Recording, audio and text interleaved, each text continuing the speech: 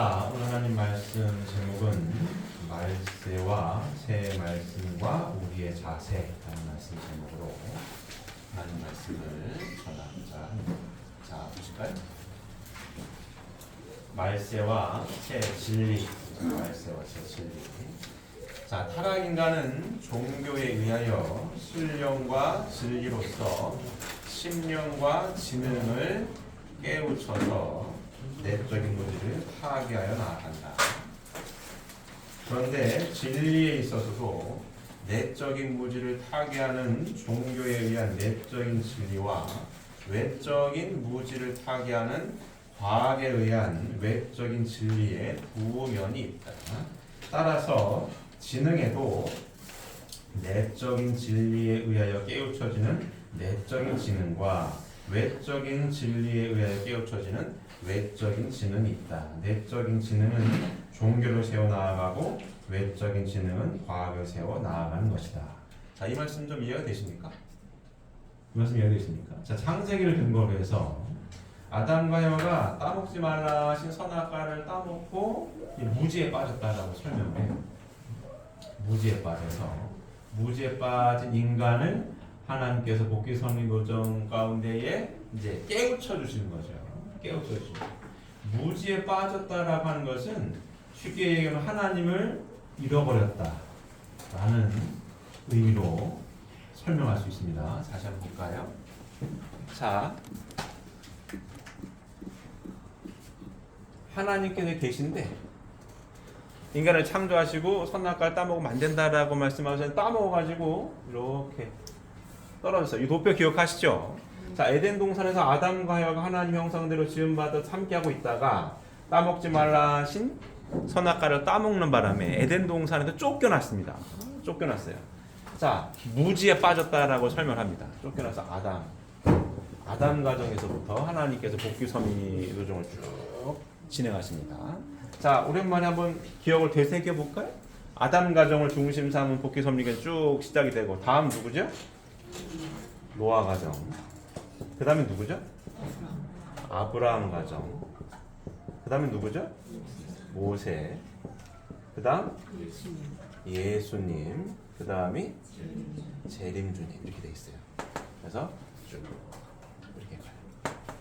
여기 설명하고 있는 것은 자, 진리에 있어서도 내적인 무지를 타개하는 종교에 의한 내적인 진리와 외적인 무지를 타개하는 과학에 의한 외적인 진리의 두 면이 있다.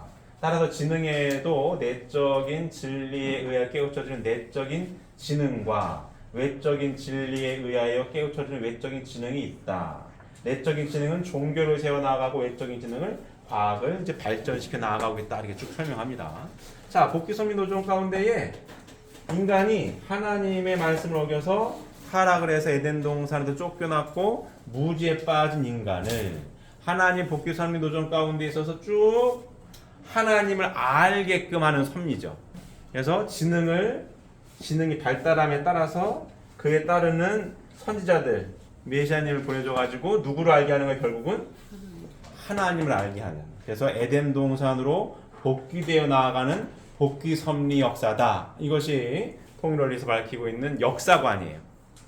역사를 어떻게 바라볼 것이냐. 하나님의 복귀 섭리 역사로 역사를 바라보고 역사를 해석하는 것이 섭리사관입니다. 기억하고 계시죠? 이 내용입니다. 그래서 이 복귀 섭리 역사 가운데에 하나님을 알게 하는 두 면. 인간이 보세요. 인간이 보이지 않는 마음의 부분과 육신의 부분이 있습니다. 양면으로 되어 있죠. 그래서 지능도 이 보이지 않는 마음의 영역, 종교로서 무지에 빠진 인간을 일깨워주는 거고, 육신, 이 과학을 통해서 과학이 발달되어 나아가는 겁니다. 결국은 이 두 영역이 종교와 과학이 쭉 발달하는 이유와 목적은 어디 있다고요? 결국은 하나님을 찾아 나아가는 노정 가운데에 이 인류 역사가 진행되고 있다. 이해가 되시죠? 이 내용이 우리가 바라보고 있는 역사관, 섭리사관입니다. 자, 이 말씀 이해가 되셨죠? 이렇게 설명하고 있습니다. 그래서 진리도 양면이 있고 인간이 양면으로 창조가 되었기 때문에 타락을 해서 내적인 무지, 외적인 무지 발달시켜 나온 것이 종교 과학으로서 쭉 하나님을 알게 하는 섭리를 진행하고 계시다는 말씀입니다. 신령은 무형세계에 관한 사실들이 영적 오관에 의하여 영인체에 영적으로 인식되었다가 이것이 다시 육적 오관에 공명되어 생리적으로 인식되는 것이다. 한편 진리는 유형세계로부터 직접 인간의 생리적인 감각기관에 의해 인식되는 것이다. 자, 요 도표를 보게 되면 하나님, 신령과 진리, 하나님, 신령과 진리로서 누구에게? 하나님께 이제 예배를 이제 봉헌하게 되는 것입니다. 하나님을 경험하는 두 가지 방법이에요. 하나님을 알게 되는 신령으로서 영적 체험이죠. 하나님을 경험했어요. 그래서 하나님이 계시다. 이렇게 하나님을 설명할 수 있는 거고. 진리는 뭡니까? 하나님에 대한 설명이에요. 글자로 써놓은 하나님은 이러한 분으로 계시다. 이게 써 있는 거. 이거는 뭐예요? 느낀 거고, 체험한 거. 하나님 이와 같은 분이야. 내가 느꼈어. 하나님 만났어. 이 영역이고. 하나님은 그래서 이러이러한 분이야. 설명한 거. 하나님에 대한 설명을 이렇게 신령과 진리로서 경험할 수 있고 알 수 있다는 내용을 설명하고 있고요. 그래서 이 두 과정을 통해 온 양면의 인식이 완전히 일치될 때 비로소 인간은 하나님과 피조 세계에 관하여 완전한 인식을 갖게 되는 것이다. 이렇게 설명하고 있어요. 이 내용이 뭐냐면, 자, 인식도 뭔가를 인식하고 파악하는 요 인식도 영육 양면의 과정을 거쳐서 오게 되는 거죠. 인간은 영인체와 육신이 합해서만 완전한 인간이 되도록 창조되어 있기 때문에 영적 과정에 의한 신령과 육적 과정에 의한 진리가 완전히 조화되어서 심령과 지능이 아울러져서 깨우침을 얻음으로써 이 두 과정을 통해 온 양면의 인식이 완전 일치될 때 비로소 인간은 하나님과 피조 세계에 관하여 완전한 인식을 갖게 되는 것이다. 이거 설명이거든요. 이게 무슨 얘기냐면 어떤 상황을 인식하고 파악하고 거기에 따라서 판단을 내리고 결정하고 뭔가를 진행할 때에 인간이 이렇게 양면으로 창조되었기 때문에 인식하는 것이 이 심령이 맑아서 어떤 상황을 파악할 때 느낌이 오는 거고, 또 지식을 갖춰서 그 상황을 파악하는 데 도움이 되어서 두 가지 영역이 잘 합쳐졌을 때 정확한 판단을 내릴 수가 있다는 거예요. 그래서 그러할 때만이 비로소 하나님과 피조 세계를 명확하게 파악하고 인식할 수가 있다. 이 설명입니다. 좀 이해가 되십니까? 인간이 양면으로 되어 있기 때문에 어떤 상황을 분석하고 파악하고 인식할 때에도 두 영역이 움직여요. 그래서 결정을 내게 됩니다. 이해되십니까? 자, 어떤 A라는 상황이 있어요. 그 상황을 파악할 때에 영적으로 맑은 사람은 그냥 느낌으로 이거 감이 안 좋은데, 쉽게 얘기하면 야, 이거 일을 안 하면 좋겠어. 거기 안 가면 좋겠어. 왜? 그냥 꿈이 안 좋아. 느낌이 이상해. 안 해야 돼. 라고 얘기를 하는 거야. 이런 얘기 경험해 보셨죠? 느낌이 안 좋은데? 근데 그런 쪽으로 좀 무지한 사람은 무슨 소리야? 괜찮은데. 내가 나름 다 파악했는데 이 일은 진행해도 괜찮을 거야. 진행을 해요. 이 두 가지 영역이 있습니다. 근데 사람은 이 두 영역으로 지음받았기 때문에 어떠한 예를 들어서 A라고 하는 어떤 뭐 상황이 됐던 사람이 됐던 어떤 일이 됐던 뭔가에 대해서 인식을 할 때 이 두 가지 영역으로 인식을 하게 된다는 거예요. 분석을 하게 되고. 이해되십니까? 이 두 가지가 같이 움직였을 때에 정확하게 인식을 하고 파악을 하고 결정을 할 수 있다는 얘기입니다. 이해되십니까? 근데 하나님께서 이와 같은 복귀 성리도전 가운데에 쭉 인간의 무지에 빠진 인간을 이렇게 잘 깨우쳐 주셨는데 두 가지 영역이 하나는 과학이고 하나는 종교에 대한 영역으로 나눠요. 이렇게 쉽게 얘기하면 과학은 지식이고 종교는 말 그대로 종교예요. 근데 일반적으로 쭉 보게 되면 과학에 해당되는 지식, 학교라고 할까요? 학교는 누구나 다 갑니다. 초등학교부터 고등학교까지 다 가요. 대학은 가는 사람도 있고 안 가는 사람도 있겠지만 보통 고등학교까지는 다 갑니다. 제가 어디 갔습니까? 지식은 일정 부분 쌓여요. 쌓여. 상식이라고 할까요? 상식이 쌓입니다. 쌓여요. 누구나 어딜 가요? 학교를 가니까. 학교를 가가지고 지식이 쌓이니까. 그죠? 근데 종교는 누구나 다 가지 않죠. 종교가 없는 사람도 많아요. 그죠? 종교에 가도 교회에 다니건 어떤 절에 가건 깨우침을 얻어가지고 깨달아가지고 뭔가를 잘 판단을 내린다라고 하는 것이 그리 쉽지가 않습니다. 제 말이 이해되십니까? 근데 어떤 사람이 됐던 일이 됐던 상황이 됐던 뭔가를 정확하게 인식하고 파악하고 판단 내리는 데 있어서는 이 두 가지 영역으로 정확하게 봤을 때에 정확한 판단력이 선다는 거예요. 이해되십니까? 그 이야기를 하고 있는 겁니다. 근데 대부분 학교는 다니고 공부를 하다 보면 지식이 쌓이고 상식이 쌓여서 누구나 다 이건 대부분의 사람이었기 때문에 요 영역으로만 이 뭔가에 대한 상황을 파악하고 인식하려고 하는 게 더 많아요. 근데 이것이 옳으냐? 옳은 경우도 있고 옳지 않은 경우도 많다는 거죠. 요게 다 맞아떨어지게 되면 지식을 많이 쌓은 사람들은 모든 것이 다 정확해야 되는 건데 모든 것이 다 정확한지 안 정확한지 되는 걸 학문적으로 보는 것이 아니라 크게 인생으로 봤을 때에 요 영역이 발달해가지고 공부를 열심히 한 사람들은 다 잘 살아야 되는 거거든요. 이해되십니까? 왜? 사람에 대해서도 일에 대해서도 다 정확하게 인식하고 파악하고 판단내를 결정돼가지고 결국은 삶이라고 하는 것이 선택의 연속인데 뭔가에 대해서 선택을 했을 때에 지식이 많이 발달하는 사람들이 무조건 맞다라고 하면 그 사람들은 인생인 선택의 연속인데 잘 살아야지. 근데 잘 사는 경우가 있고 못 사는 경우도 있다는 얘기예요. 여기에만 치우쳐서는 된다 안 된다? 안 된다는 얘기죠. 그래서 많이 배운 사람도 이상하니까 많이 배운 사람도 쉬운 말로 어디 가요? 점집을 가는 거예요. 점집을. 이게 해도 될까요? 대학원 박사인데 점집을 댕겨? 왜? 이상하거든. 왜 몇 번 경험이 있으면 왜 이렇게 파악을 했는데 왜 안 되지? 희한하네. 이런 생각이 되는 거예요. 점집을 가. 무당한테 가서 물어봐. 이게 맞나요? 많이 배운 사람이. 왜 그래요?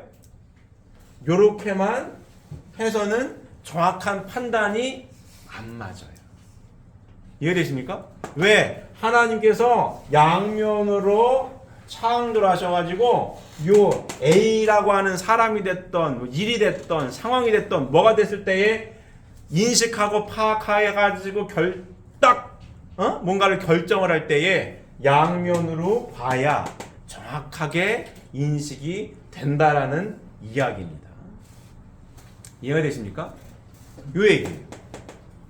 이렇게 정확하게 인식이 되어서는 결과적으로 뭐가 필요하다? 진리의 말씀이 필요하다는 얘기를 앞으로 쭉 하겠지만 그 얘기를 하고 있는 겁니다.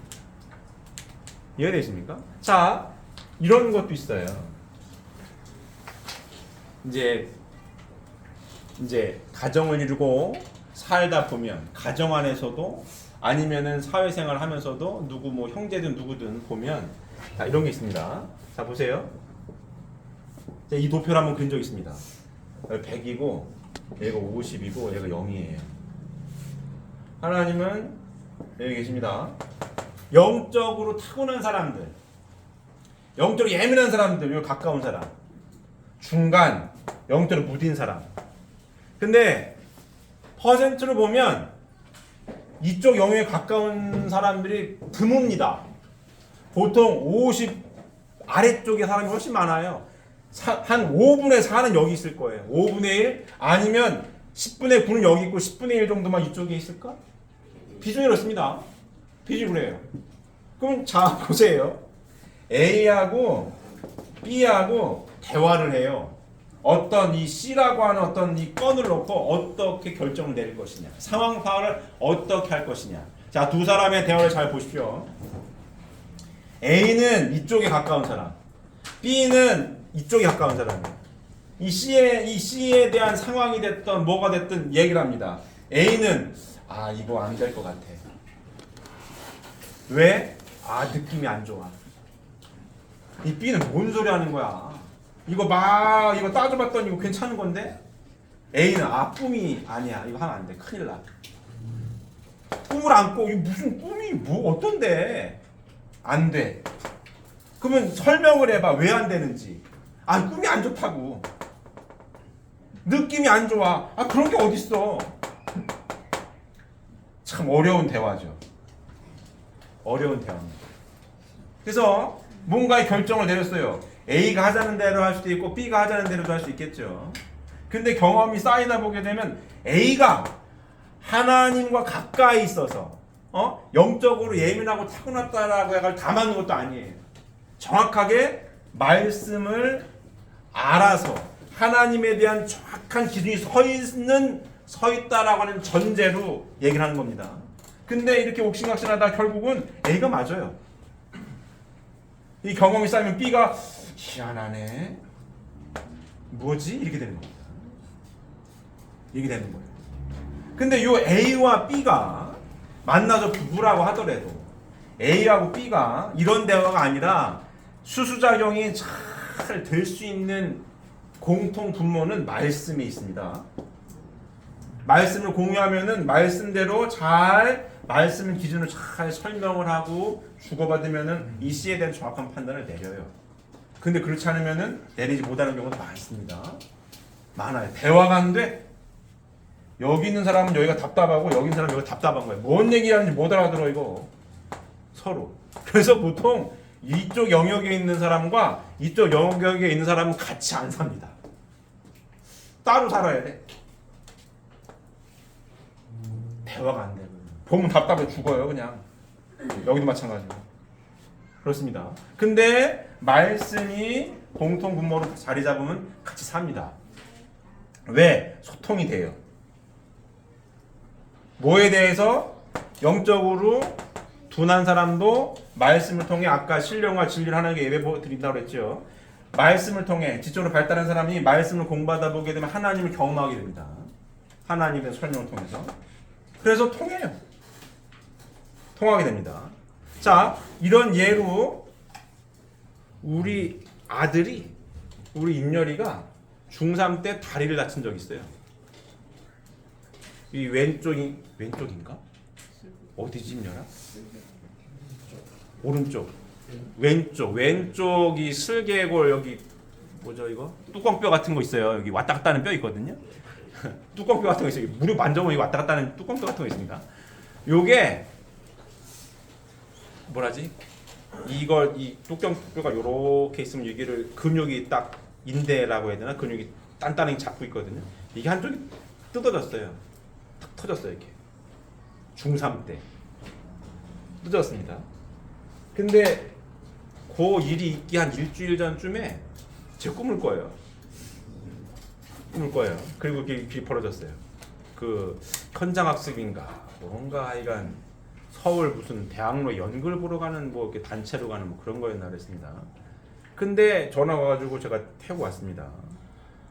이 뚜껑뼈 어디가 이게 뜯어졌어요. 이게 뜯어지어서 뭐 이거는 여기 병원에 갔다가 이제 빈센트 병원 가가지고 MRI고 CT고 다 찍습니다. 다 찍어가지고 이게 뜯어졌다. 이거 뜯어지면서 뼈 조각이 같이 뜯어져 나왔다. 그래가지고 이거는 수술을 해서 뼈 조각도 제거해야 되는 거고 잘해야 된다는 얘기를 의사가 해요. 근데 의사 보면 여기 뭐랄까 교수님이라고 하는 분들 있고 쫄러리 따라댕겨 이렇게 쫄러리 따라댕기거든요. 따라댕겨요. 근데 여기 이 교수라는 양반이 이만저만 하니까 수술해야 됩니다. 하고 이제 갔어요. 그리고 이제 뭐 당직 같은 걸 또 쓰잖아요. 근데 거기 이제 부하라고 해야 되나 뭐라고 해야 되나 배우는 레지던트라고 해야 되나 그런 거 있어요. 젊은 의사 여의사가 와가지고 뭐 이렇게 왔다 갔다 하면서 보고 이렇게 가면서 언뜻 지나가는 말로 이게 수술 안 하고도 그냥 자기 혼잣말 비슷하게 한 거야 이렇게 기부스 해놓고도 그냥 낫는 경우가 있다는 얘기를 흘리듯이 했어요. 자기 혼잣말 비슷하면 내 귀에 들린 거지. 들려가지고 제가 따라가가지고 묻습니다. 그게 무슨 얘기냐고 그랬더니 아 이거 그런 경우도 혹 가다가 있는데 그런 경우 극히 드문 경우고 그냥 그럴 수도 있다라는 거지. 이 아드님 같은 경우는 그러면 안 돼요. 이거는 대부분 99% 다 해야 되는 거예요. 이게 했거든요. 근데 제가 꿈을 꿨잖아요. 그 목사님 상에 보고를 드렸고 상황을 알죠. 아 이게 요 A라는 건이라고 합시다. 다친 이 건이 육체적으로 문제가 벌어진 건이 아니라는 걸 알아요. 영적인 문제야 이거. 뭔 일이 그까지 얘기하면 길어. 근데 하여간 이거는 육체적으로 운동을 했던 뭐 했던 그런 게 아니에요. 이게 임열이가 지하철 타고 서서 대학로 가다가 서 있는데 그냥 서 있다가 된 거예요. 서 있다가 걸어 다닌 것도 아니고 서 있다가 그냥 툭 소리가 나더니 그랬다는 거예요. 근데 일주일에 꿈을 꿨단 말이지. 아 이건 영적인 문제라는 걸 알아요.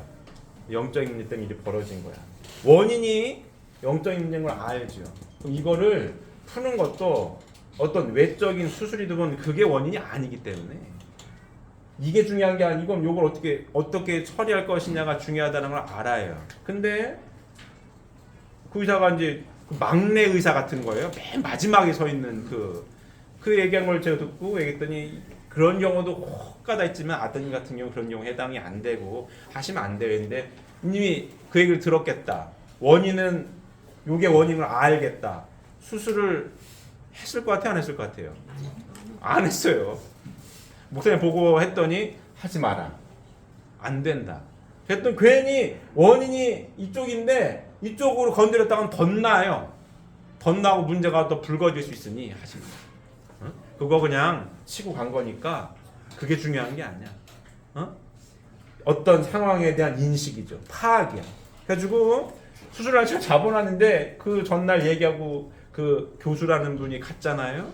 그리고 그 다음날에 다 담아가지고 아 이제 수술을 이제 시간 정했다고 하는데 제가 교수님 수술 안 합니다. 그랬더니 교수 눈이 동그래지더니 무슨 얘기를 하는 거냐 나보고 해가지고 아 이 수술 안 하고요. 그냥 기부스 하는 걸로 그냥 있을 건데 했더니 아니 그럼 안 된다고. 아니 그래도 뭐 그런 경우도 있다면서 했더니 그런 경우는 좀 예외고 그렇게 드문 경우지 하면 안 되는 겁니다. 했더니 그래도 전 안 해요. 보호장 안 한다고 하니까 이 교수도 황당한가 봐. 그래요? 나중엔 좀 화가 난 것 같아요. 그러면 이제 부하 저기 의사 선생님한테 이거 처리 잘하라고 이제 가버리더라고. 그랬더니 뭔 처리인가 했더니 이제 써야 되는 거예요. 이거 수술을 안 했을 때 나오는 혹시 모를 부작용이 된 뭐에 대해서는 의사가 책임을 안 진다 이런 각서비슷한 겁니다. 다 읽어보고 알았어요. 책임을 병원에 묻지 않겠다. 아 알았다고요.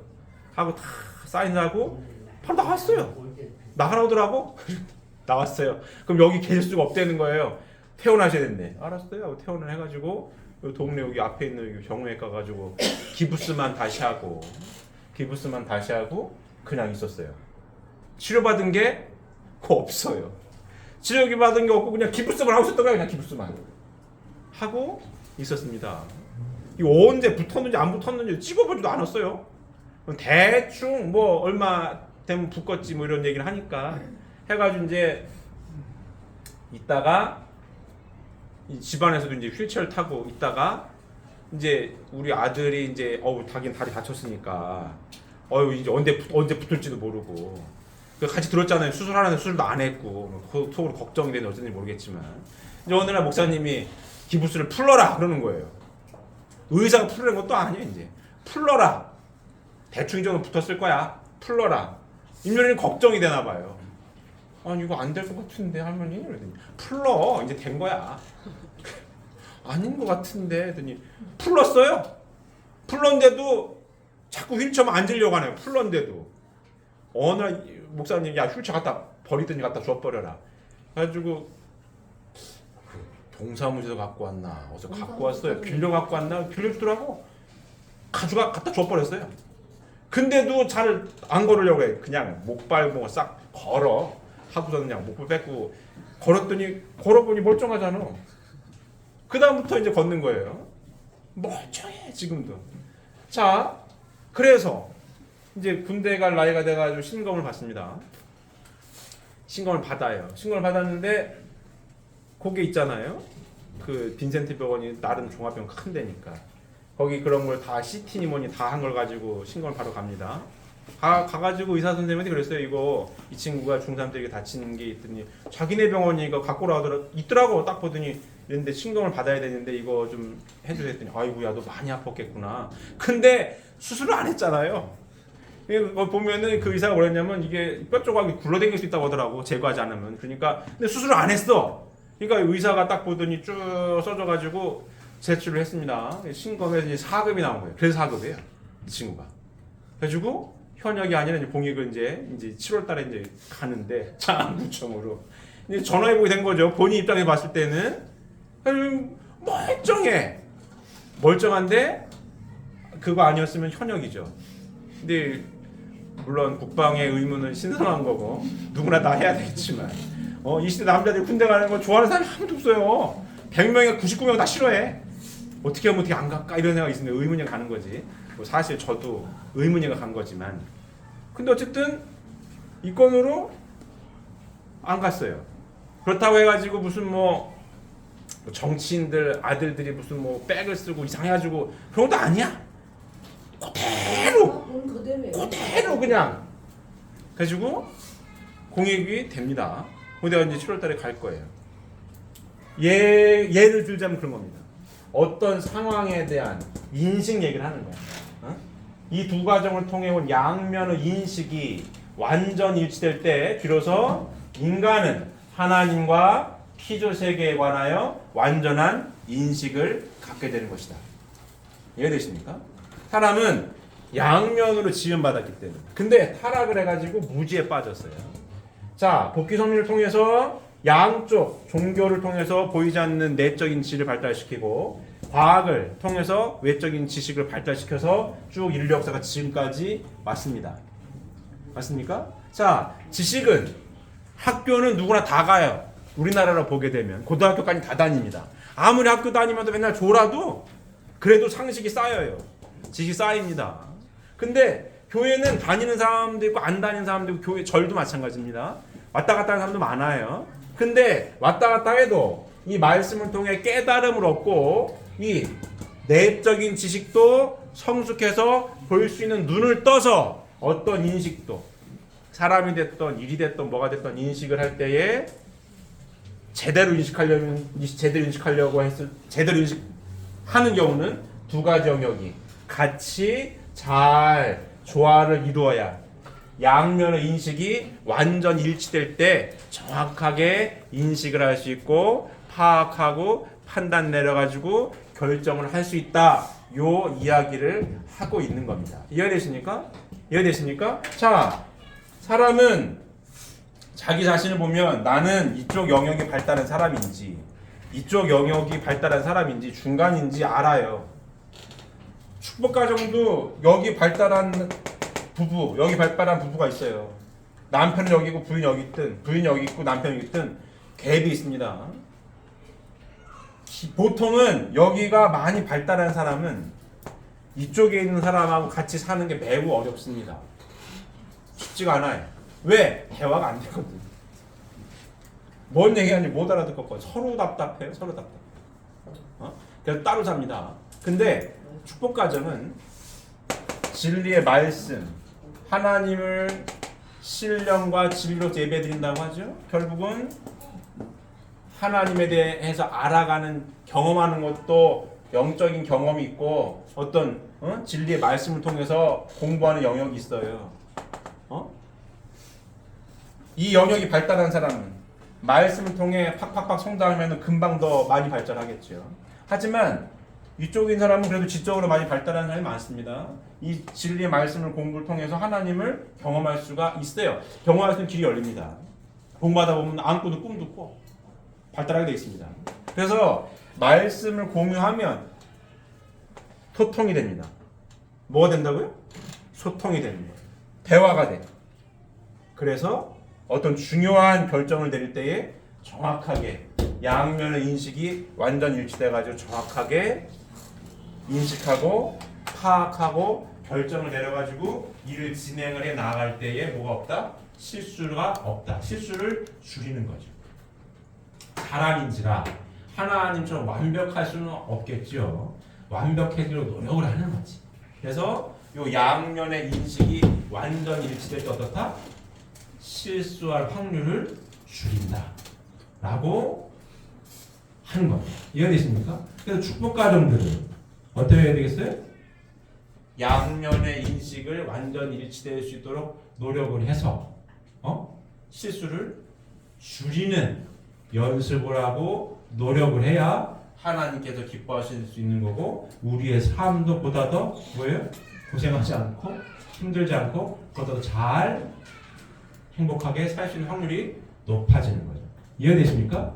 이해되십니까? 자, 다음 보시면 자, 하나님은 타락으로 인하여 무지에 빠진 인간을 신령과 진리에 의하여 심령과 지능을 아울러 깨우치게 함으로써 창조 본연의 인간으로 복귀해 나가는 섭리를 하신다.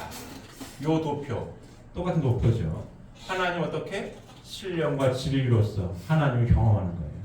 자, 신령과 진리는 유일하고 영원 불변하지만 무지한 상태로부터 복귀되어 나가는 인간에게 그것을 가르치시기 위한 범위나 그것을 표현하는 정도나 방법은 그 시대를 따라 달리하지 않을 수 없게 된다. 보시면 인간이 아직도 목매하여 진리를 직접 받을 수 없었던 구약 전 시대는 진리 대신 재물을 드리게 하셨다. 우리가 항상 봤죠. 이 도표 재물을 드렸어요. 아직 말씀을 받기에는 아직 성숙되지 않아서 단순하게 재물을 바치게 하였습니다. 언제까지? 아브라함 때까지. 자, 인간의 심령과 지능의 정도가 높아짐에 따라 모세 때는 율법을, 예수님 때는 복음의 말씀을 주셨습니다. 자, 그럼 오늘날의 지성인들로 하여금 진리를 깨닫게 하기 위하여는 보다 고차적인 내용과 과학적인 표현 방법에 의한 것이 나오자는 안 된다. 이것을 새 진리라고 부른다라고 새 진리의 말씀 필요함을 이야기하고 있습니다.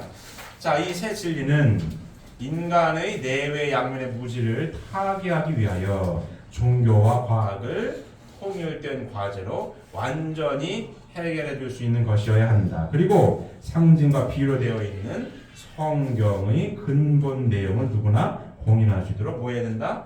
해명해야 된다. 이렇게 설명하고 있습니다. 자, 진리 말씀하면 보통 성경 말씀을 먼저 탁 떠오르실 거예요. 세계 최고 베스트셀러 성경 아니에요, 성경? 자, 근데 성경은 오늘 한동안 말씀을 보게 되면 볼까요? 요한복음 14장 6절을 보면 예수께서 이르시되 내가 곧 길이요 진리요 생명이니 나로 말미암지 않고는 아버지께로 올 자가 없느니라 이렇게 설명하십니다. 예수께서 이르시되 내가 곧 길이요 진리요 생명이니 나로 말미암지 않고는 아버지께로 올 자가 없느니라 이렇게 말씀하세요. 예수님이 내 말씀이 진리다라고 하시지 않았습니다. 여기 보게 되면 예수께서 이르시되 내가 곧 길이요 진리요 생명이니 나로 말미암지 않고는 아버지께로 올 자가 없느니라 이렇게 설명하고 있습니다. 예수님은 당신 말씀이 진리라고 하시지 않고 내가 곧 길이요 진리요 생명이라고 말씀을 하셨어요. 예수님의 말씀은 말씀 자체인 예수님에 대한 설명하고 이해시키기 위한 어떤 자신을 표현하기 위한 하나의 도구이지 예수님 말씀 자체가 진리라고 하는 게 아닙니다. 그럼 예수님이 누구를 상대로 해가지고 어떤 말씀을 했느냐에 따라서 말씀 표현은 달라지는 것이죠. 예수님에게 하나님을 보여주면 믿겠습니다라고 했을 때 예수님이 나를 봤으면 하나님을 본 거다. 아버지가 내 안에 내가 아버지 안에 있는 것을 보면 모르겠느냐? 나를 봤으면 하나님을 본 거야 라고 설명을 하고 계시거든요.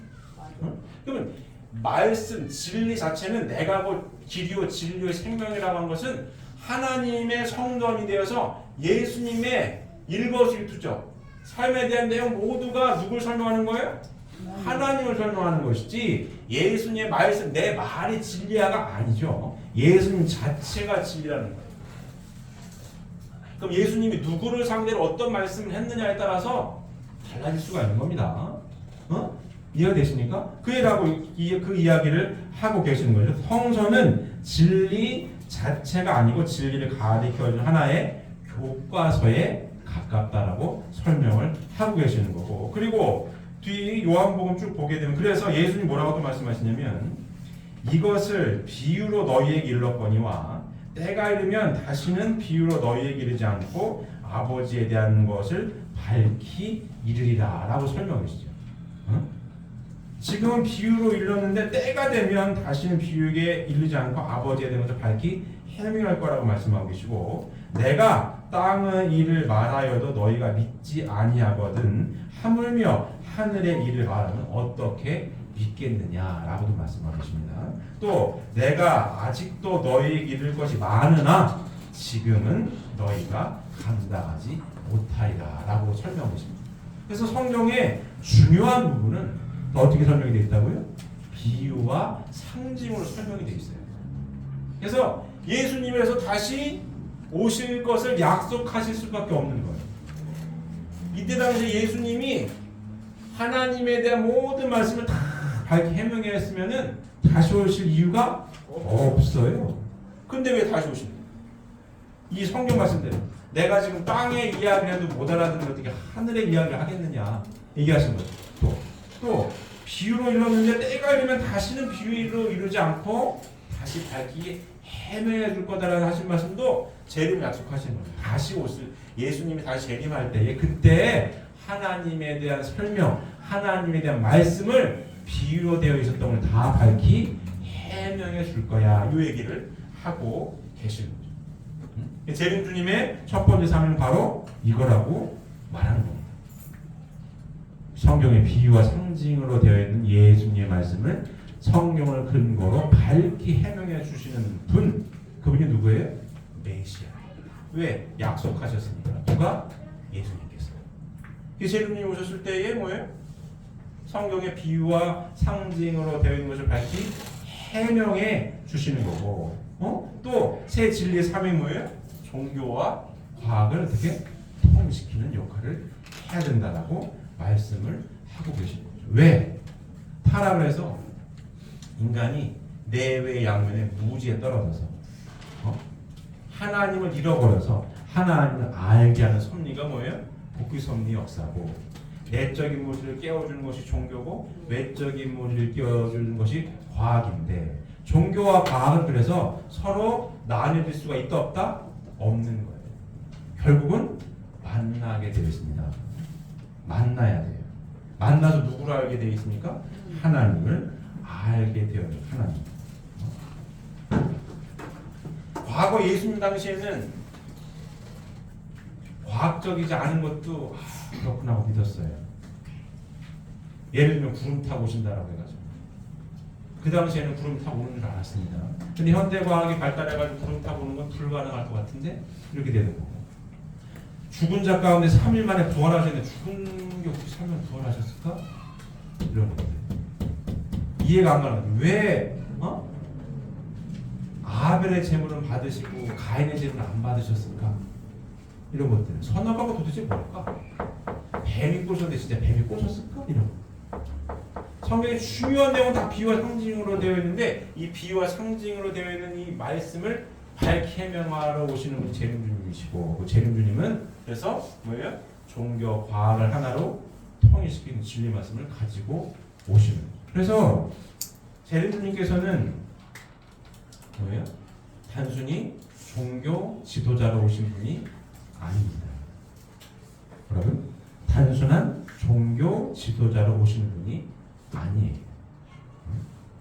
보통 교회 목사님 하면 뭐예요? 그냥 교회 목사님이에요. 보이지 않는 세계 이야기를 많이 하고 하나님 이야기를 많이 하는. 근데 재림주님께서 오셔서 보이지 않는 세계도 많이 말씀하셨지만 과학에 대한 이야기도 많이 하십니다. 교수협의회, 과학자협의회 많은 연구하는 분들한테 투자도 많이 하시고 연구비도 많이 지원해 주시고 이해를 하셨어요.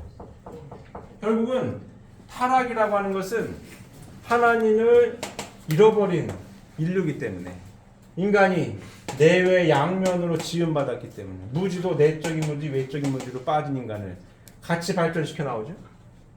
내적인 문제를 깨우치기 위해 종교, 외적인 문제를 깨우치기 위해 과학이 쭉 발달되어 나와서 결국은 재림 메시아 시대에는 결국은 하나님을 만나기 위한 노정이니 종교와 과학은 어떻게?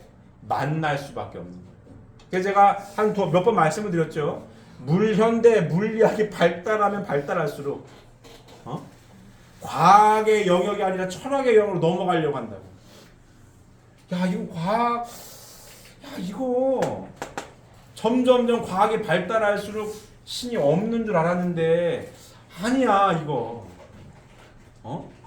신이라고 딱히 얘기를 안 해도 이거 확률적으로 보면 이거 누가 만든 건데 시뮬레이션 우주가 그런 거예요. 홀로그램 우주가 그런 거고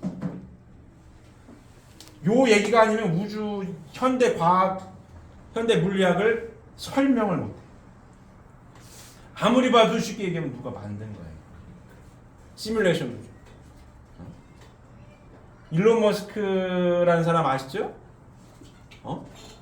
전기차 만든 테슬라의 회장이고 이번에 트위터도 인수하고 세계 거의 손가락에 꼽히는 부자. 그 사람 얘기가 그 사람은 물리학자는 아닙니다. 근데 그 사람 얘기는 99.9% 우리는 시뮬레이션 세계에 살고 있다라는 확신을 갖고 있어요. 그 사람은. 화성에도 가려고 뭐 화성 여행도 갈 계획도 하고 막 하지 않습니까? 그 사람도 얘기. 이거 시뮬레이션 우주일 가능성이 매우 높아. 시뮬레이션이라고 하면 누가 만들었다는 얘기거든요. 우리 게임만 만드는 사람은 시뮬레이션 돌려본다고 하잖아요. 그렇지 않고선 이게 있을 수가 없는 얘기인데 이거. 그 얘기를 하는 거예요. 제가 3가지 정도 얘기했죠. 우주에 리소스의 한계가 있다. 속도는 빛의 속도를 능가할 수가 없어요. 속도에 제한이 있고. 밀도는 블랙홀의 밀도를 넘을 수가 없어요. 블랙홀도 사건의 지평선 사이즈만 커지 블랙홀이 크고 작고는 상관이 없습니다. 밀도는 더 이상 압축이 안 돼요. 그리고 양다역학의 불확실성 원리. 관측하기 전에는 파동으로 존재한다. 이게 뭐냐면 게임의 최적화의 이야기입니다. 저는 게임 잘 모르지만 게임의 최적화 대충 들어보면 뭔 얘기는 알 것 같더라고요. 게임을 해요.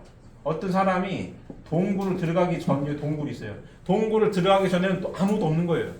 동굴에 들어가시면 동굴 환경이 쫙 펼쳐져. 왜? 이 사람 여기 갈 때 여기가 구현돼야 되거든요. 여기에 리소스를 잡아먹을 수가 없어요. 최적화 과정. 여기를 쳐다봤을 때만 여기가 또 뒷면은 없어요. 안 보여. 이게 게임의 최적화 과정이거든요. 근데 양다역학을 보게 되면 양다역학의 불확실성 원리가 이런 거예요. 관측하기 전에는 존재하지 않는다. 그 아인슈타인 얘기한 거예요. 내가 저 달을 보고 있는데 그럼 내가 저 달을 안 보면 달이 없는 거야? 아인슈타인 얘기해요. 닐스 보너 그런 거야. 말이 돼? 근데 양다역학 세계에서는 말이 돼요. 관측하기 전에는 존재하지 않아요. 양자의 중첩 현상 말고 있습니다.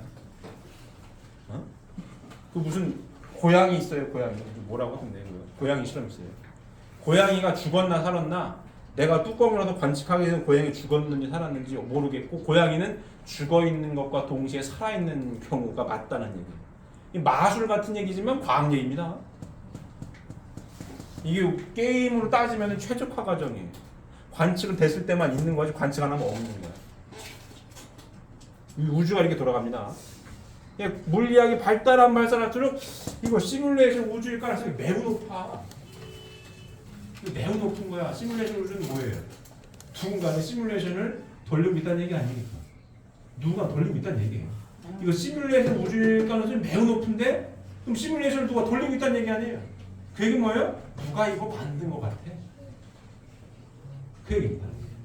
그 얘기. 결국은 과학이 발달돼가지고 종교가 없어질 줄 알았는데 결국 과학이 발달해가지고 결국 과학이 발달했는데 야 이거 이제는 과학 영역을 벗어날 것 같아 이거 이 얘기하는 거예요. 누가 만든 것 같은데? 그러면 누가 만든 것 같은데 하는 순간 뭡니까? 신의 영역을 얘기하는 겁니다. 누가 만든 것 같은데? 결국 그래서 종교와 과학은 뭐예요? 새 진리는 인간의 내외함의 무리를 타개하기 위하여 종교와 과학을 통일된 과제로 완전히 해결해 줄 수 있는 것이어야 한다.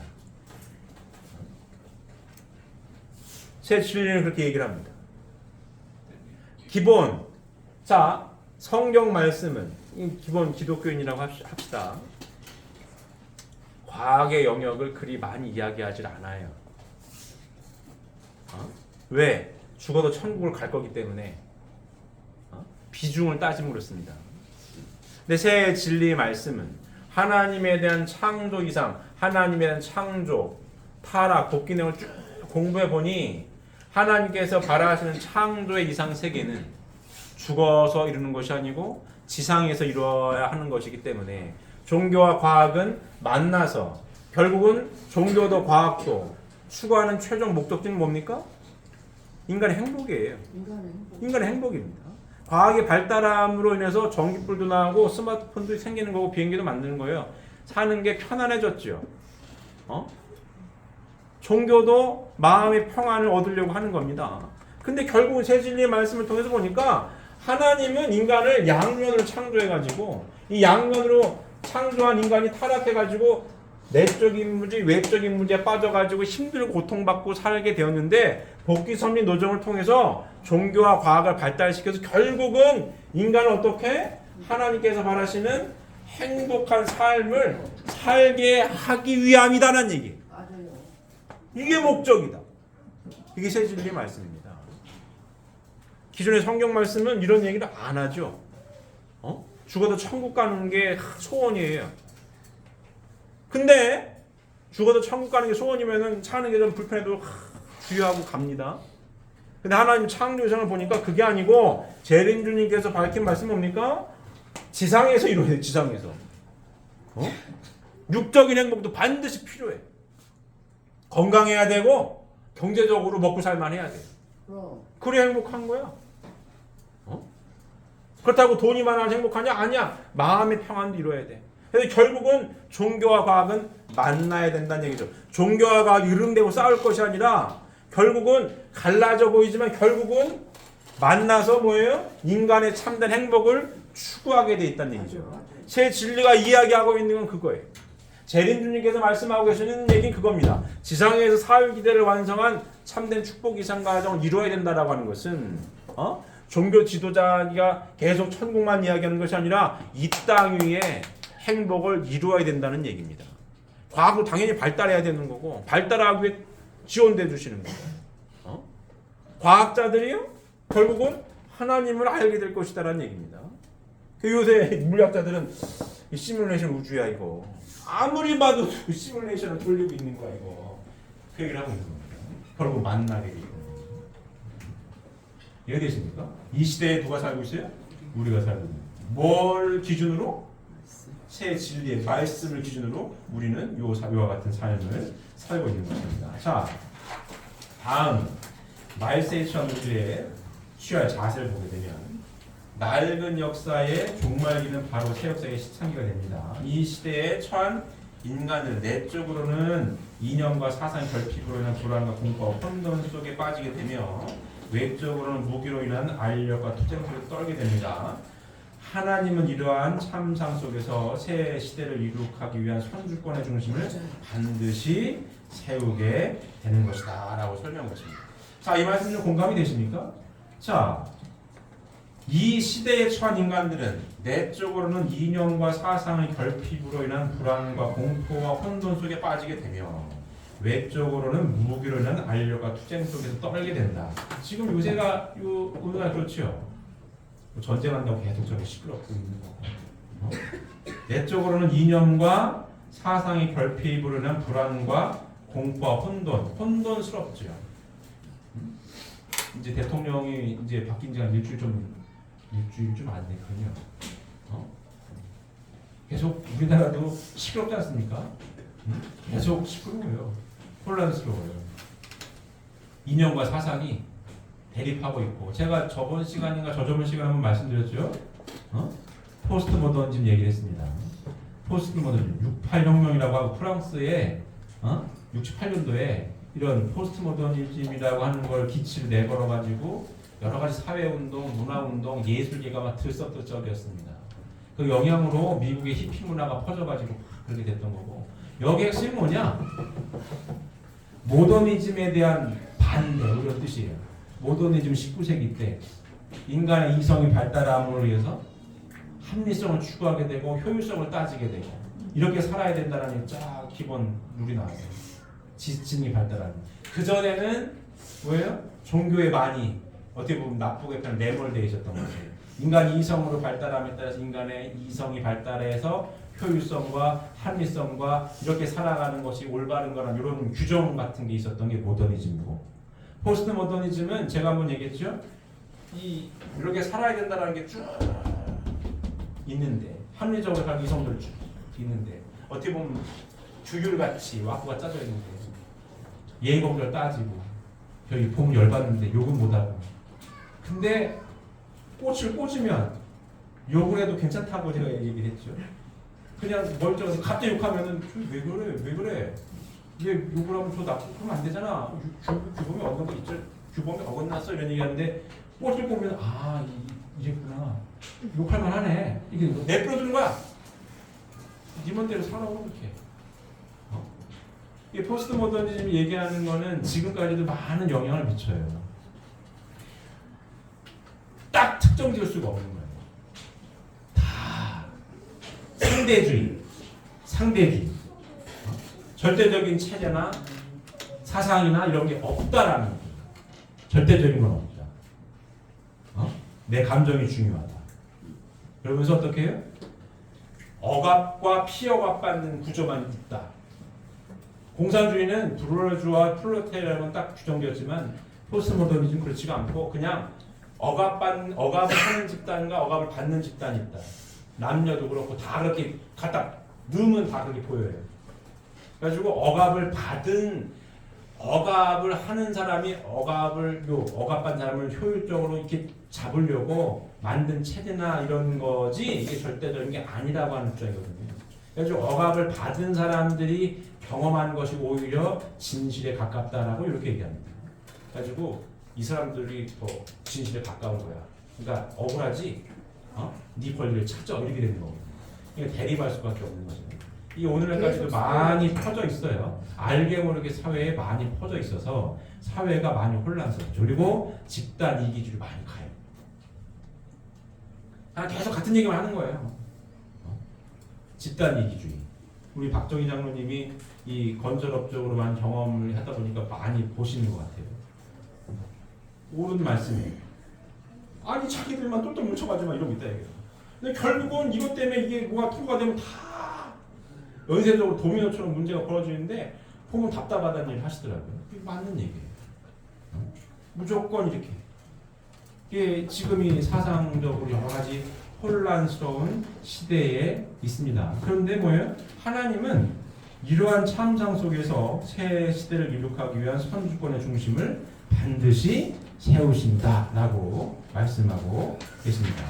자, 그러므로 역사의 전환기에 있어 새 역사의 동참자가 되기 위하여는 하나님이 세우신 새 역사의 중심이 어디에 있는가를 찾아야 한다. 이러한 새 시대의 섭리는 낡은 시대의 환경 속에서 싹이 트고 자라는 것이므로 그 시대에 대한 상충적인 것으로 나타난다라고 말씀하십니다. 자, 다시 보시면 그러므로 역사의 전환기에 있어서 새 역사의 동참자가 되기 위하여는 하나님이 세우신 새 역사의 중심이 어디에 있는가를 찾아야 한다. 굉장히 중요한 말씀입니다.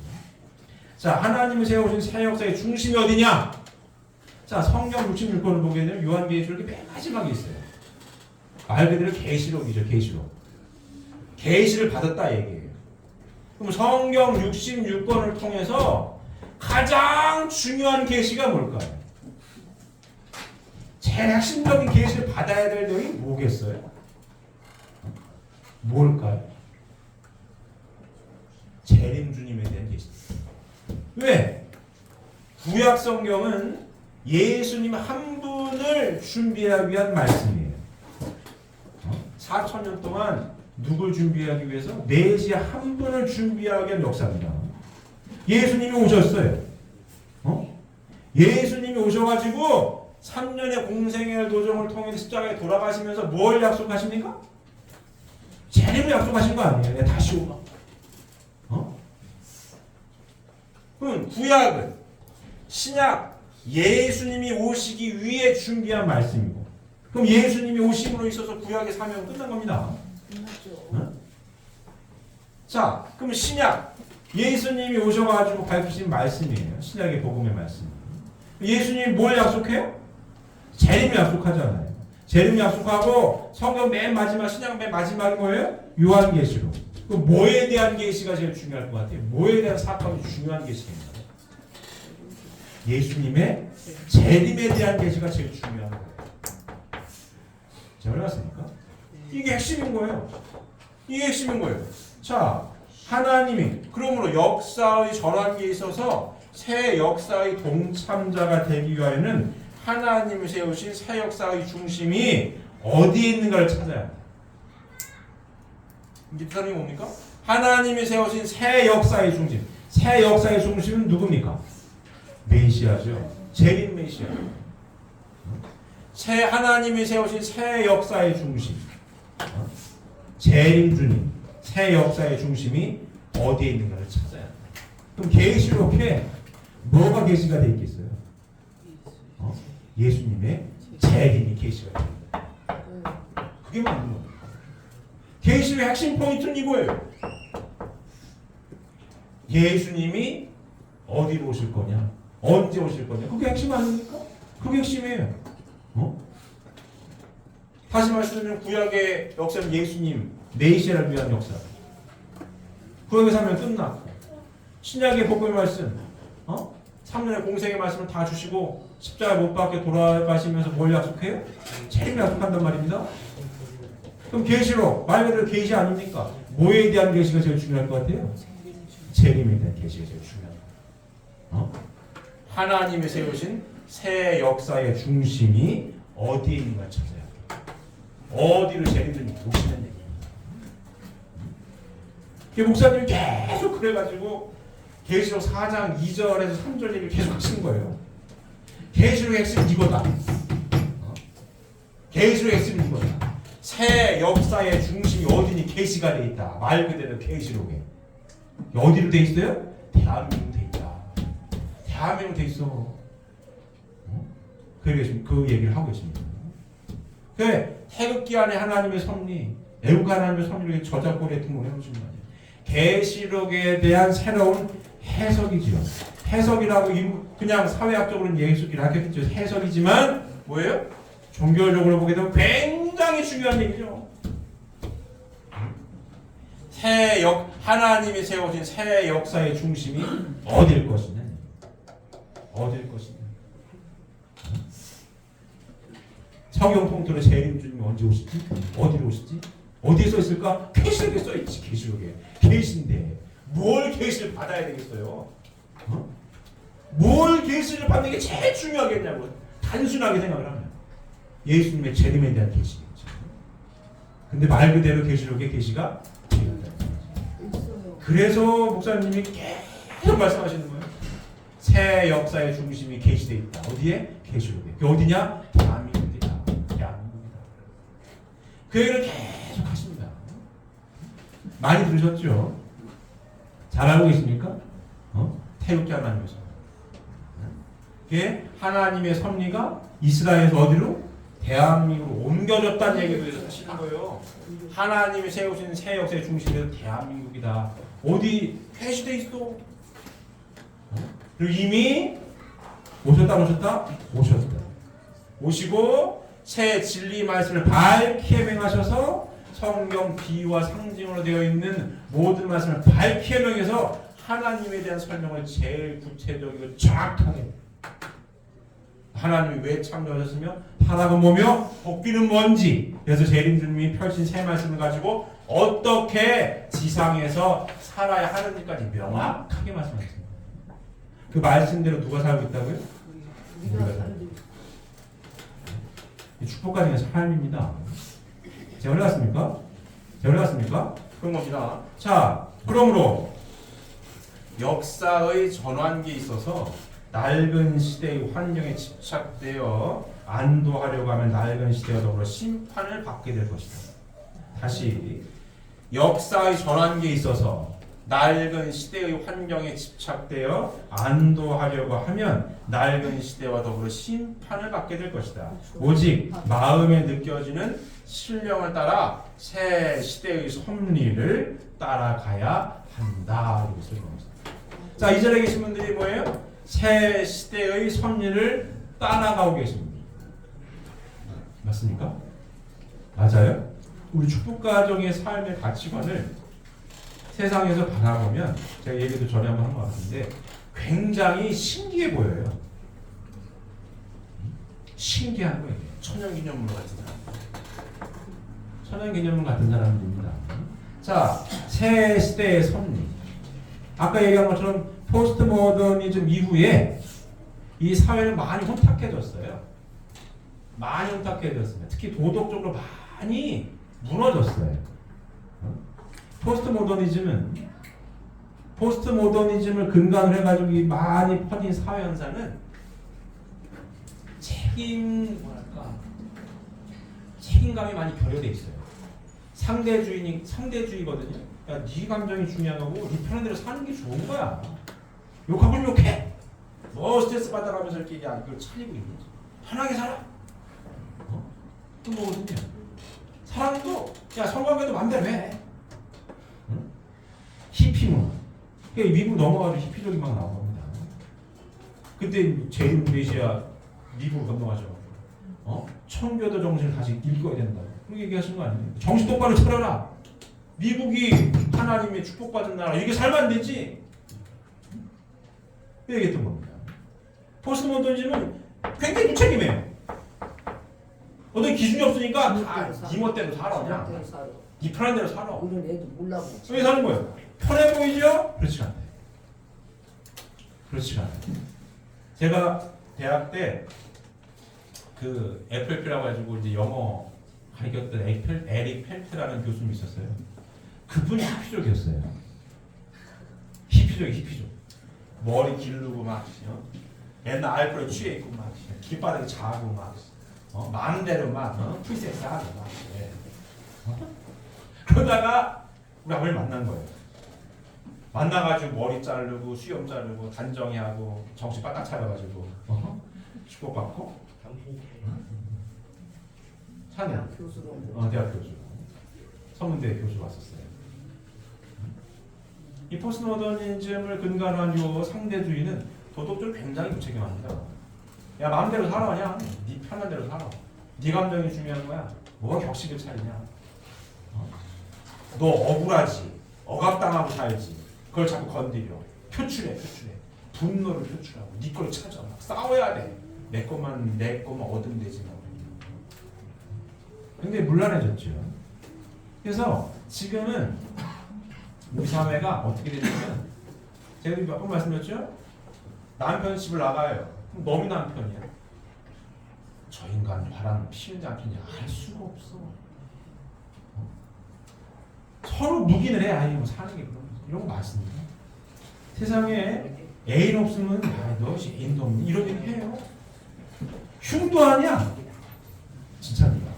흉도 아니에요. 흉도 아니야. 그거 살아요. 근데 우리는 어떻게 삽니까? 우리 축복가정들과 공통된 뭐랄까요? 이 종교성을 떠나서 삶의 가치가 하늘에 꼽아라. 삶을 어떻게 살 것이니 기준적 하늘에 딱 꼽으라고 하게 되면 공통적으로 나는 1대1의 사랑을 하는 삶이야. 나는 죽어도 바람을 안 펴. 종교성을 떠나서 하는 일반적인 얘기입니다. 나는 바람을 죽어도 안 펴. 내 삶의 기준이야.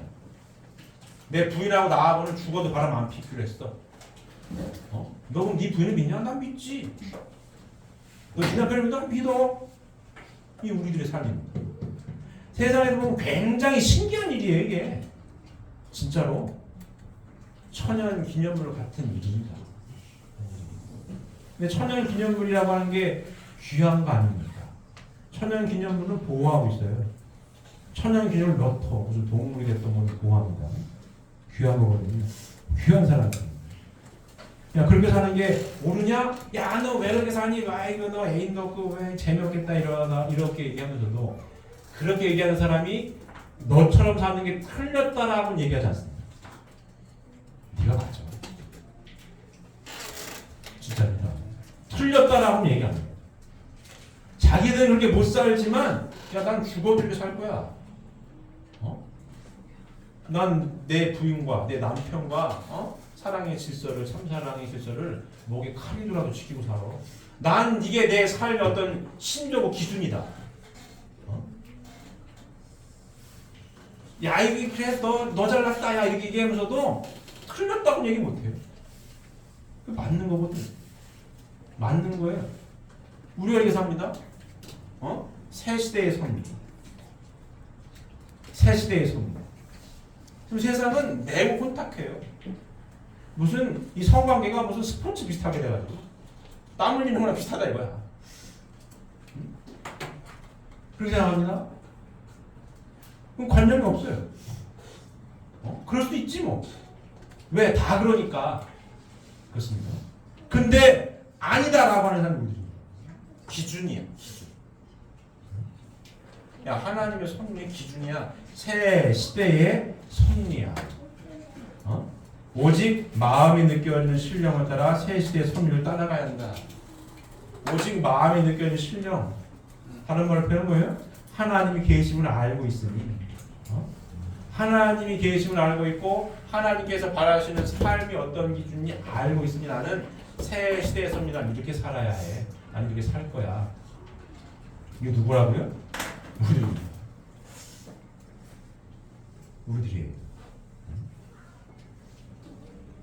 제가 어려웠습니까? 그래서 어떤 사람들? 천연 기념물 같은 사람들이에요. 세상에서 보면 신기한 사람들이요. 희한한 사람들이요. 누가? 축복하죠. 그래서 귀한 사람들이 보고 이 귀한 삶의 가치관을 어떻게? 대를 이어서 잘 상속이 되어야 합니다. 왜? 귀한 거니까. 옳은 거니까. 기준이 없는 게 아닙니다. 하나님이 분명히 계시고 지나가는 시간에 자유와 타락 이야기했죠. 자유에 반드시 원리를 벗어나는 차이가 없는 겁니다. 하나님 아들, 딸로서 하나님 아들, 딸로 완성하길 바라는 마음으로 자유를 주신 거지 이걸 벗어나라고 주신 자유가 아닙니다. 그래서 진리가 너희를 자유케 하는 겁니다. 진리 안에 자유가 있는 거예요. 이걸 깨닫는 사람이 귀한 사람. 깨닫고 실천하는 사람이 되어야 합니다. 되어봤습니까? 잘 실천하고 계시죠? 자, 다음 보게 되면 말세에 처한 현세인은 먼저 겸손한 마음으로 기도를 통하여 신령을 감득하도록 힘써야 합니다. 다음으로는 인습적인 관념에 집착되지 말고 몸을 신령에 호응하게 함으로써 새 시대의 섭리를 이끌어줄 수 있는 새 진리를 찾지 않으면 안 된다. 이렇게 설명했어요. 말세에 처한 현대인들은 이렇게 살아야 된다는 얘기입니다. 말세에 처한 현대인들은 먼저 겸손한 마음으로 기도를 통하여 신령을 감득하도록 힘써야 한다. 다음으로는 인습적인 관념에 집착되지 말고 몸을 신령에 호응하게 함으로써 새 시대의 섭리를 이끌어줄 수 있는 새 진리를 찾지 않으면 안 된다. 이렇게 설명했습니다. 이 쉽겠습니까? 이 글을 읽었는데 쉽지 않아요. 진짜로. 말세에 처한 현세인들은 먼저 겸손한 마음으로 기도를 통하여 신령을 감득하도록 힘써야 한다. 이 쉬운 게 아니에요. 얼마나 마음을 비우고 얼마나 정성을 다해 기도를 해야 신령을 감득하겠습니까? 진짜입니다. 다음으로는 인습적인 관념에 집착되지 말고 몸을 신령에 호응하게 함으로써 새 시대의 섭리를 이끌어줄 수 있는 새 진리를 찾지 않으면 안 된다. 이 새 진리를 만난다는 것이 그리 쉬운 게 아니란 얘기예요. 이거 쉽지 않습니다. 여기 계신 분들은 근데 만났잖아요. 얼마나 귀한 새 진리를 만난지 아십니까? 쉽지가 않아요. 쉽지가 않아요. 지금 목사님처럼 알고 있습니다. 우리 최원 장로처럼 이렇게 웃고 계시는 분들은 기독교 신앙이 바탕으로 되신 분들만 느끼는 부분이에요. 그냥 어떻게 하다가 2세로 태어나가지고 3세로 태어나가지고 아니면 쫄래쫄래 보고 따라와가지고 한 사람 잘 몰라. 이게 얼마나 힘든 건지 몰라요. 진짜로. 말세에 처한 현생들이 먼저 겸손한 마음으로 기도를 통해서 신령을 감득한 토대 위에 다음으로는 인습적인 관념에 집착되지 말고 인습적인 관념에 집착되지 말고 예를 들자면 우리 목사님 예를 들자면 인습적인 관념에 집착됐던 사건이 통일교회 이단이라고 떠들었던 얘기입니다. 그 다 이단이라고 가면은 뭐 뻘개보고 춤을 추고 뭐 난리 난다고 하니까 안 쳐다봤던 거 아니에요. 근데 뭐래? 다음으로는 인습적인 관념에 집착되지 말고 집착되지 말고 죽은 사람 소원도 들어주는데 산 사람 소원 한번 들어주라는 것 때문에 들어오면 이게 얼마나 어렵겠어요? 그 산 사람 소원 한 번만 들어주라는 게 아니었으면 목사님도 뭐예요? 인습적인 관념에 집착돼가지고 아직도 성경책을 들고 가방도 안 쳐다보고 교회만 댕겼을 거예요. 아마 10도 안 가셨을걸요? 예수님이랑 십 간다고? 그랬을 뿐이야. 우리 목사님 가만히 보면 그래요. 근데 뭐예요? 다음은 인습적인 관념에 집착되지 말고 근데 산 사람 소원 한번 들어주라는 것 때문에 그래 좀 듣자 해가지고 와가지고 진리 말씀 접해서 몸을 신령하게 호응하게 함으로써 새 시대의 섭리로 이끌어줄 수 있는 새 진리를 찾지 않으면 안 된다. 그래서 새 진리 말씀을 받아들이셔서 축복 가정으로서 새로운 하나님의 섭리적인 삶을 지금 살고 계십니다. 60년이라고 하죠. 60년 동안 살고 계시는 겁니다. 그렇게 쉽지 않은 거예요. 이 새 진리를 말씀을 만난다라고 하는 것이 그렇게 간단하고 쉬운 게 아니에요. 얼마나 귀한 것인데 진짜입니다. 근데 여기 계신 분들은 잘 몰라. 잘 모르는 것 같아요. 그냥 뭐 들었던 말씀이기도 하고 그래? 왜? 저부터도 엄마 아빠가 손붙들고 댕겼기 때문에 맞는 말씀이에요. 근데 저 같은 경우는 엄마 아빠 손붙들고 댕겼지만 나는 경험이 있는 거예요. 아까 신령과 진리로서 하나님께 예배드리고 하나님을 경험하는 게 신령과 진리로서 경험하는 건데 저는 신령과 진리로서 하나님을 경험을 한 케이스죠. 그래가지고 이 길을 가요. 제가 또 말씀드리지만 제가 신앙하기 굉장히 까다로운 사람이에요. 진짜예요. 안 가. 근데 왜 가냐? 하나님을 경험을 했고 하나님 살아계십니다. 그리고 이 진리의 말씀이 맞아요. 맞아요. 맞아. 아주 기가 막힌 말씀이에요. 하나님이 인간을 너무 뭐라고 표현할까? 너무 섬세하고 너무 뭐랄까? 복잡하게 창조하신 거예요. 진짜로 막 아무리 AI가 발달돼도 사람 같은 AI는 죽었다 하나도 안 나올 겁니다. 이게 섬세하게 만들 수가 없어요. 아주 너무 디테일하고 섬세해요. 그리고 보이는 육신으로 끝나는 게 아니라 보이지 않는 세계까지 있어가지고 영원성. 하나님 얼마나 아들 딸을 사랑하면 영원히 함께 사랑할 영원성을 이렇게 여기까지 창조하셨겠습니까? 보이지 않는 세계까지 있어가지고 너무 복잡한 거예요.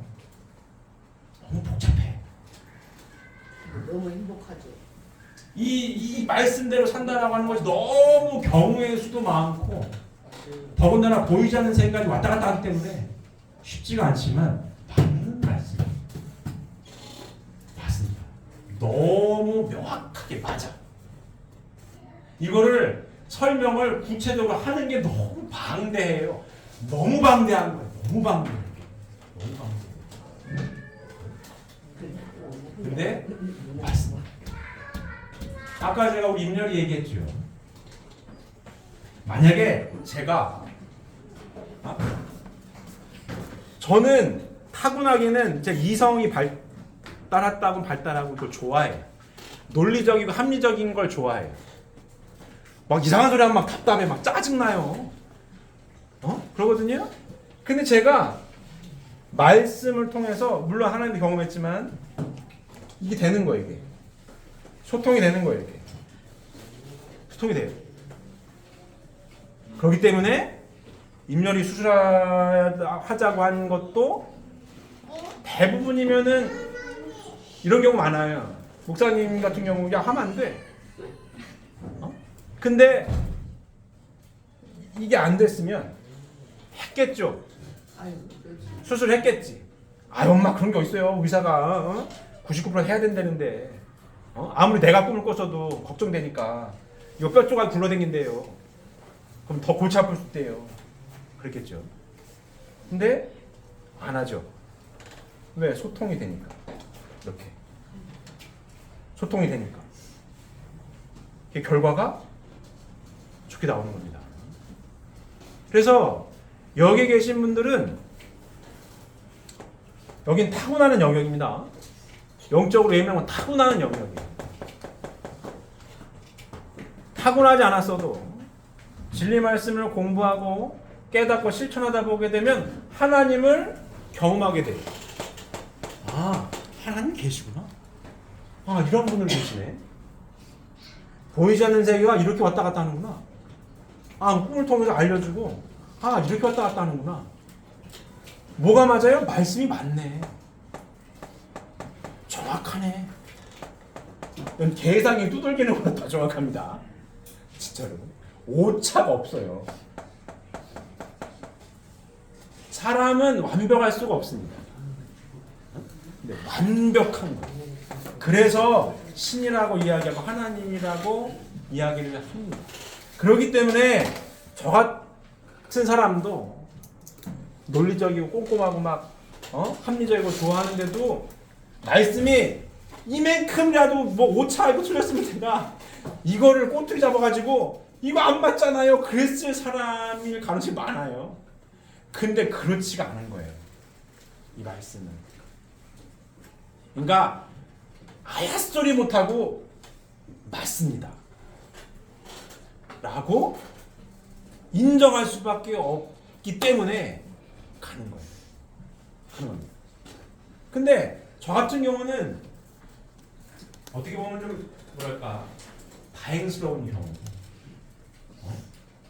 이렇게 깨달아서 하나님이 살아계심을 알고 진리 말씀을 통해 가지고 이렇게 잘 될 수 있는 경우가 그렇게 쉽지는 않아요. 이 경우가 쉽지가 않아요.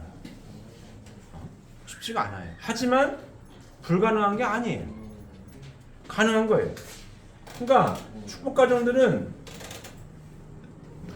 항상 말씀드리는 게 머리로 신앙하는 게 아니라고 제가 말씀드리죠. 말씀을 공부해서 깨달아서 실천해가지고 이게 돼야 됩니다. 하나님 살아계심을 경험을 해야 돼요. 보이지 않는 세계가 어떻게 왔다 갔다 하는지도 알아야 되는 거고 어떤 사건이 벌어졌을 때 어떻게 인식하고 파악해야 되는지도 경험을 해야 됩니다. 그래야 진리 말씀이 맞는 거고 그래야 하나님도 체험하고 신령과 진리로서 하나님께 예배드릴 수 있는 거예요. 성전에서도 일상 삶을 통해서도 집안에서도 마찬가지입니다. 남편과 부인과 대화를 통해서도 아이들과의 대화를 통해서도 항상 신령과 진리로서 하나님 앞에 나아가려고 하는 기분이 언제나 박해야 됩니다. 그러할 때에 하나님이 언제나 함께 하시는 거죠. 함께 하십니다. 그래서 결국은 하나님께서 바라시는 삶의 노정을 걸어갈 수가 있는 거고.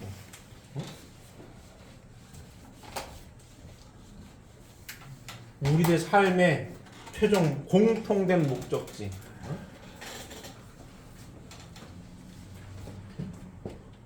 하나님을 중심하고